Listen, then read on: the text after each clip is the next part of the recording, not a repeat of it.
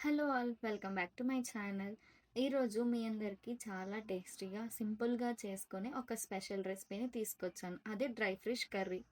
చాలామందికి dry fish అంటే చాలా ఇష్టం ఉంటుంది. కానీ ఎగ్స్‌తో ఇలా చేస్తే ఇంకా డబుల్ టేస్ట్ అవుతుంది.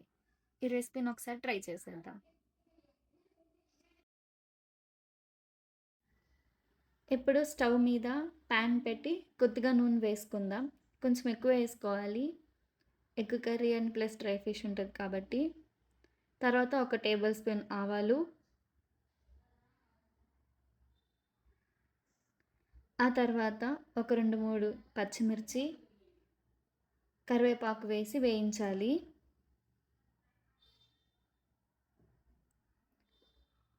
కాసేపు తర్వాత ఉల్లిపాయలు వేసి గోల్డెన్ కలర్ వచ్చేంత వరకు వేయించండి. ఉల్లిపాయలు త్వరగా వేగాలంటే ఒక టేబుల్ స్పూన్ సాల్ట్ వేస్తే చాలా త్వరగా వేగుతది.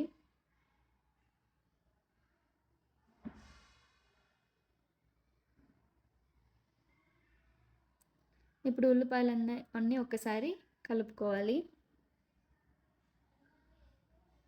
అన్నీ బాగా కలపాలి. నెక్స్ట్ ఒక టేబుల్ స్పూన్ అల్లం వెల్లుల్లి పేస్ట్ వేసి పచ్చి వాసన పోయే వరకు కలపండి. అల్లం పేస్ట్ వల్ల చాలా టేస్ట్ వస్తది. అన్నీ బాగా వేసి కలపాలి.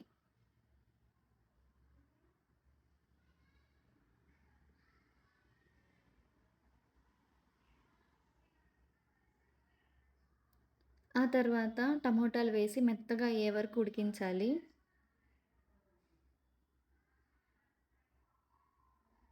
ఇప్పుడు అందులో పసుపు, కారం, ధనియాల పొడి, జీలకర్ర పొడి, కొద్దిగా గరం మసాలా వేసి బాగా కలపాలి.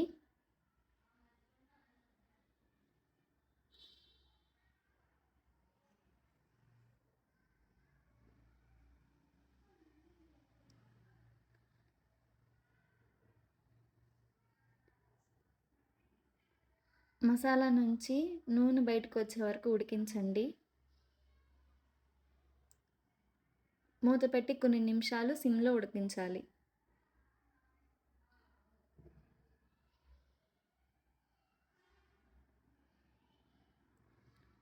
ఆ తర్వాత ఇప్పుడు ఉడకబెట్టుకున్న కోడిగుడ్లను కూడా వేసుకోవచ్చు.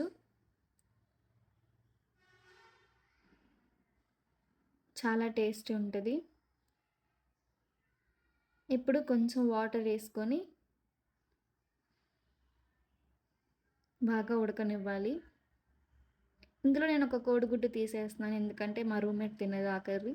సో, తనకి సెపరేట్‌గా టమోటా కర్రీ తీసి పెట్టేస్తాను. ఇప్పుడు లాస్ట్ ఫైనల్ మన డిష్ ఎండు చేపలేసుకొని ఒక 5, 6 నిమిషాలు బాగా కలిపి మూత పెట్టుకోవాలి. సో, మన కర్రీ రెడీ.